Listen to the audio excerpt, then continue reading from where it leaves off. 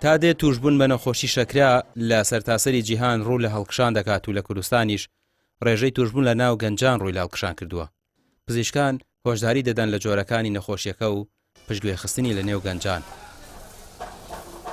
بە بۆنی ستایلی ژیان و ئیشکردنمانەوە جوڵەمان زۆر کەم بۆتەوە. هەڵبەت ئەمانە هەمووی زۆر دەوری هەیە لەسەر میتابۆلیزمی جسمی ئینسان و وای لێ ئەکات زووتر توش بە نەخۆشی شەکرە ببێت.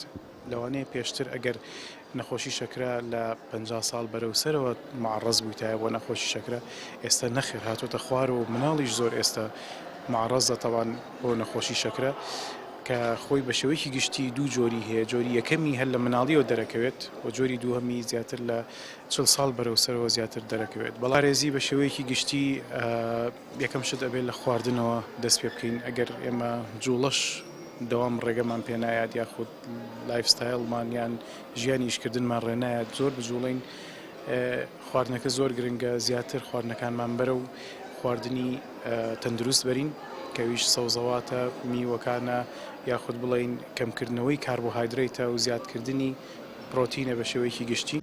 ڕۆژی 14 هەموو ساڵێک ڕۆژی بەرەنگاربوونەوەی نەخۆشی شەکرەیە. شێوازی خراپی ژیان و خواردنی خێرا و خواردنەوە گازیەکان بە پلەی یەکەم دێن بۆ توشبوون بە نەخۆشیەکە. بۆچی ئێستا ئەسڵەن نەخۆشی بۆ نەشەکرە لە گەنجە زۆر بووە؟ لەبەرەوەی بێگومان ئێمە ڕۆژانە جۆری خواردنەکان ئێستا زۆر زیاترە لە جاران و بەکارهێنانی شەکر لەم خواردنانەیە زۆر زیاترە لە جاران بۆ دەستکەوتنی شەکر کەسێک لەوە چ پێویستی بکردا ڕێیەکی دوور ببڕێ یاخود پێچ و تا شەکری دەسەکەوت. بەڵام ئێستا شەکر لە هەموو شتێ ئەڤەیلەبڵ و بەردەسترە. ئەم جیلش کە با بڵێن ئێستا خەریکن یعنی پێ ئەگەن بە لایفستایلێکی زۆر خراپەوە گەورە بن، بۆیە ئەم جیلە وا چاوەڕوان ئەکرێت ئەگەر بەم شێوازە بەردەوام بن لە تەمەنێکی نزمترە تووشی نەخۆشی شەکرە بن.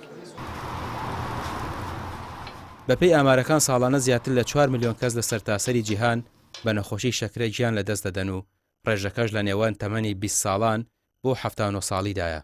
نەخۆشیەکە بەردەوام لە هەڵکشاندایە و لە تەواوی جیهان شێوازی ژیان گۆڕانکاری بەسەرا هاتووە، بە تایبەت لە ڕووی خواردن و کەمبوونەوەی جوڵە. ڕامیار عوسمان، کەناڵی پێام، سلێمانی.